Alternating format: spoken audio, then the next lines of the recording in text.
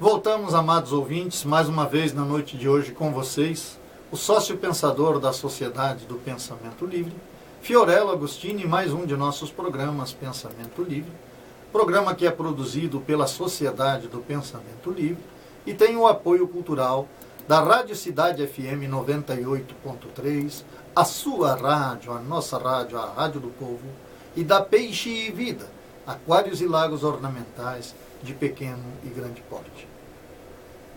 Na noite de hoje eu estou trazendo ao conhecimento dos ouvintes, aqueles que ainda não conhecem a Sociedade do Pensamento Livre, que não tiveram a oportunidade de ler os nossos livros, um pouco deste conteúdo do livro Sociedade do Pensamento Livre, capítulo 9, que tem referência direta aos princípios que orientam os sócios pensadores da Sociedade do Pensamento Livre. Recapitulando, o princípio 1, admissão de limites. Princípio 2, busca da superação de limites. Esses dois princípios é só um propósito. De certa forma, é uma espécie de introdução já ao pensamento introspectivo. Porque quando eu penso que a vida me impõe dois tipos de limite, um limite do convívio social coletivo e limites que impedem a minha felicidade, a realização dos meus projetos, eu já estou me analisando introspectivamente.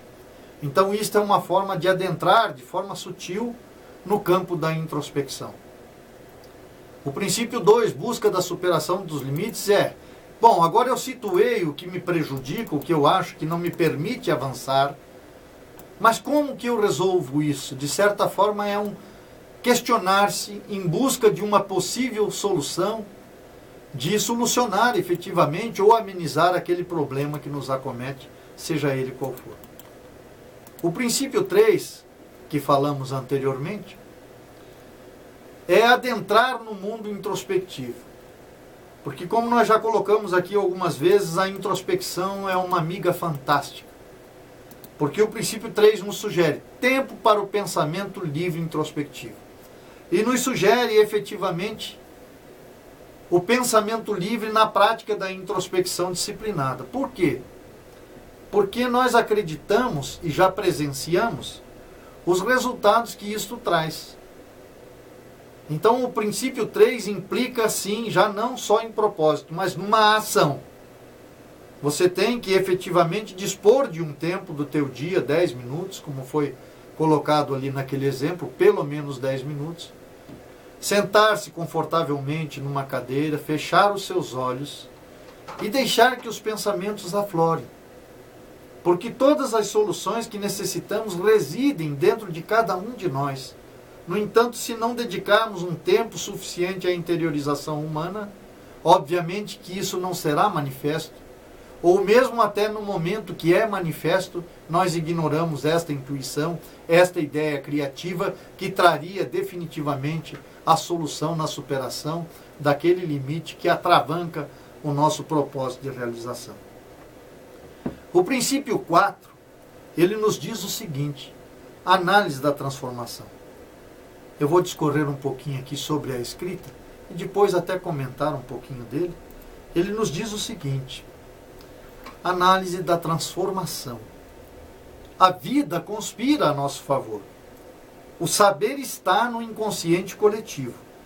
Quando valorizamos a honestidade e afirmamos que a mentira é um de nossos defeitos mais danoso, é porque acreditamos que a avaliação do certo e do errado reside em cada um de nós e depende do grau de honestidade de cada um para uma escolha realmente correta. São comuns pessoas que às vezes discorrem sobre coisas que não experienciaram como conhecedores do assunto.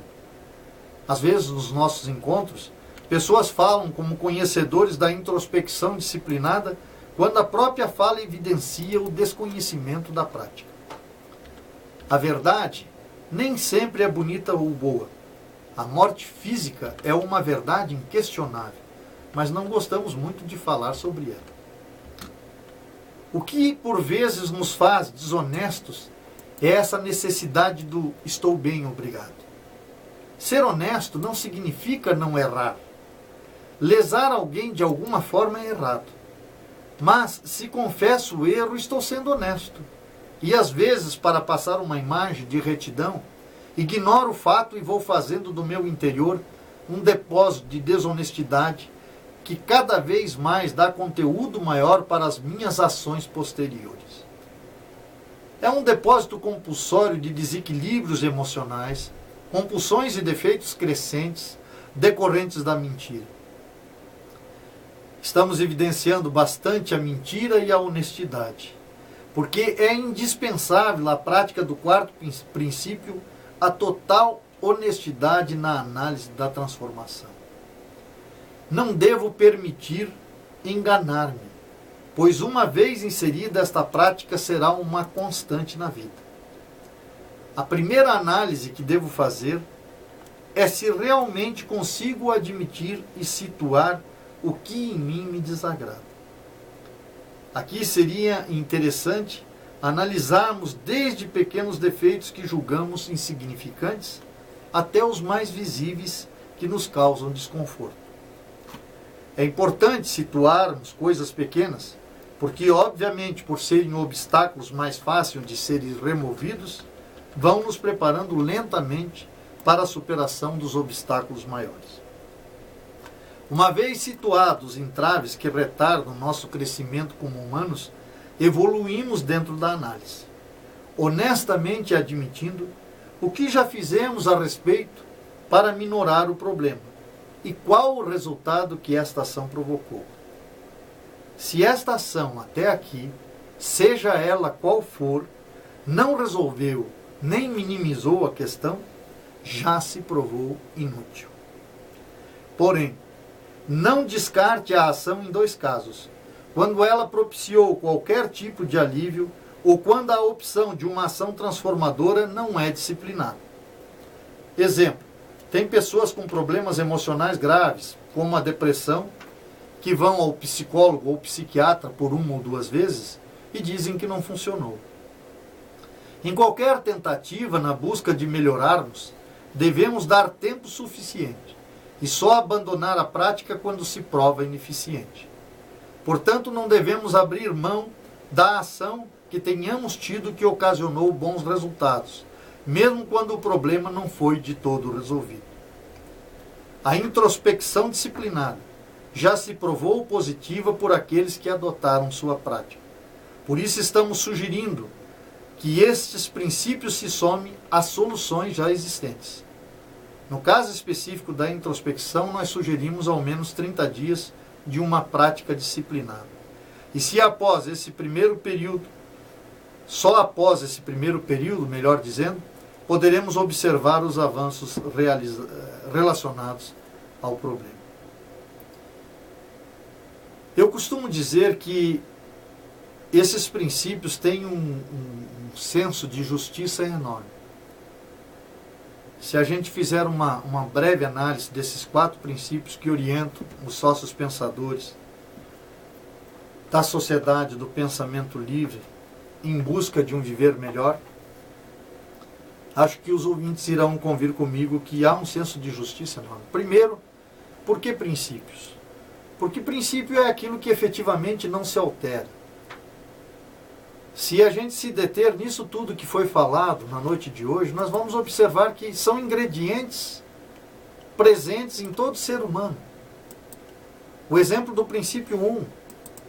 Esses limites, eles são verdadeiros, eles são impostos a qualquer ser em qualquer parte do planeta, seja lá na selva, seja lá o pigmeu, enfim, não importa.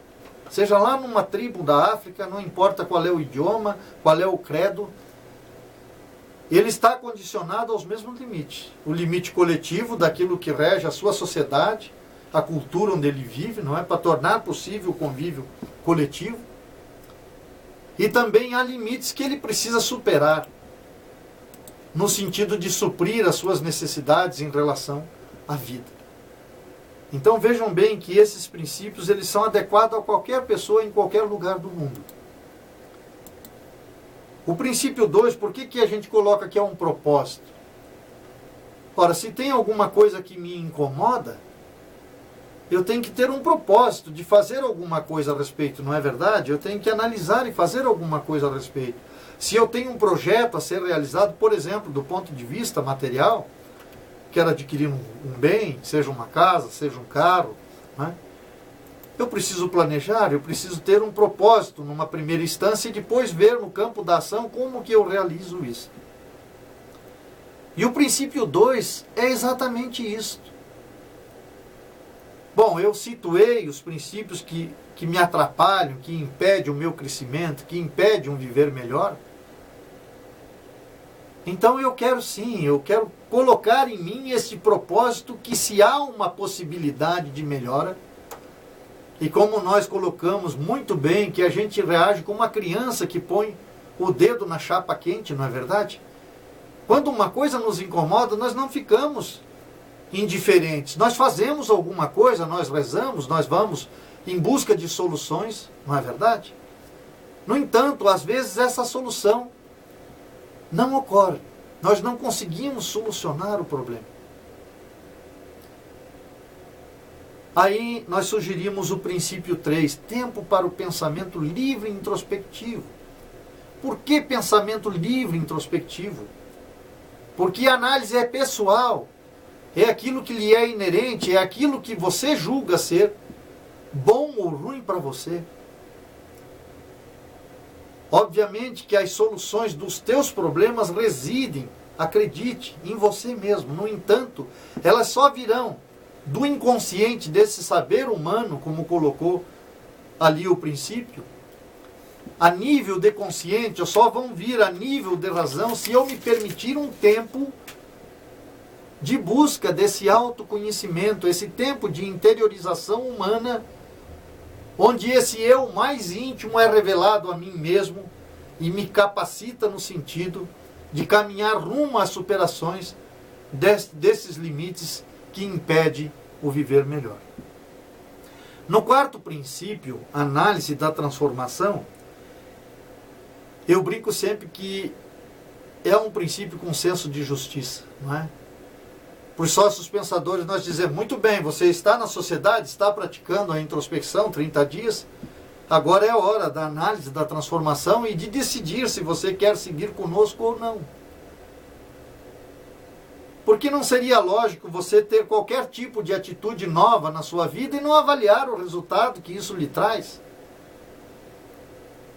Então a análise da transformação é um princípio lógico, é inerente ao ser. Qualquer ação que você faz na tua vida, normalmente você avalia, às vezes não de forma tão detalhada, mas qual é o resultado que isso trouxe, ou se não avalia, deveria avaliar. E o princípio 4, a análise da transformação, ele sugere exatamente isso. Muito bem, você está praticando a introspecção? Há quantos dias? 10 dias, 15 dias, 20 dias, 30 dias? Isso vale para quem é sócio pensador da sociedade ou não? Para aqueles praticantes anônimos da introspecção? Então avalie o que mudou nesse período. Quais foram as soluções que nasceram desse inconsciente do ser, no seu consciente, que você conseguiu efetivamente colocar em prática. Porque é essa análise constante da transformação que nos faz crescer no sentido de um viver melhor. Eu sugiro a vocês que ainda não conhecem os livros da Sociedade do Pensamento Livre, que entrem em contato conosco através do nosso e-mail spl@sociedadedopensamentolivre.com.br, porque nós discorremos de forma bastante rápida a respeito dos princípios, e o interessante é se deter na simplicidade deles, porque eles são inerentes a todo ser humano. Então não é algo complexo que você não consiga efetivamente colocar em prática na sua vida. E digo, é um investimento que, como a própria análise da transformação, o princípio 4 sugere, você mesmo vai poder avaliar até que ponto efetivamente isso melhorou o seu viver. Agradeço a todos vocês que me aturaram na noite de hoje até aqui. Vou encerrar aqui com uma poesia breve e interessante que nos diz o seguinte: definir um humano, quem sabe? Um mágico ilusionista, talvez? Um sentimentalista, quem sabe? Um imperceptível, talvez? Um compassivo, quem sabe? Um bondoso, caridoso? Talvez. Definir um humano? Quem sabe? Boa noite a todos e até o próximo sábado.